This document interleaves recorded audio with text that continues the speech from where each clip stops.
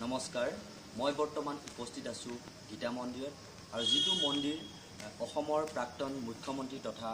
পঞ্জাবৰ প্ৰাক্তন ৰাজ্যপাল মহেন্দ্ৰ মোহন চৌধুৰীয়ে স্থাপন কৰিছিল 1981 চনত আৰু এই মন্দিৰভাগিৰ বহুতো তাৎপৰ্য বহন কৰি আহিছে আৰু এই মন্দিৰভাগিৰ চাৰিওফালে দেৱালত যি গীতাৰ যি ৰহস্য তথা শ্ৰীকৃষ্ণৰ জন্মৰ পৰা আৰম্ভ কৰি কুৰুক্ষেত্ৰৰ ৰণলৈকে সমগ্ৰ দৃশ্যাৱলী ইয়াত অংকিত আছে দেৱালবিলাকত আৰু ইতিমধ্যে আপোনালোকক আমি মন্দিৰৰ চাৰিওফালৰ পৰিৱেশ আমি দেখুৱাইছোঁ আৰু লগতে এই মন্দিৰটি বহাগ মাহৰ 1 তাৰিখ আৰু দৌল উৎসৱ আৰু ৰাস উৎসৱ ইত্যাদি ইয়াত যথেষ্ট পৰিমাণৰ জনসমাগম দেখিবলৈ পোৱা যায় আৰু এই মন্দিৰটিত এইকেইটা উৎসৱেই অতি উলাহ মালহেৰে পালন কৰা হয়।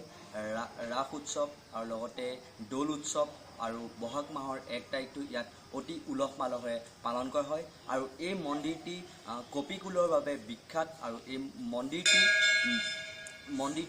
কিন্তু আজি বতৰটো কিছু ডাৱৰীয়া হোৱাৰ বাবে ইয়াত বান্দৰৰ আমি উপস্থিতি দেখা নাই কিন্তু ইয়াত বিভিন্ন ঠাইৰ পৰা অহা দৰ্শনাৰ্থীসকলে বান্দৰবিলাকক ফল মূলৰ যোগান ধৰে আৰু লগতে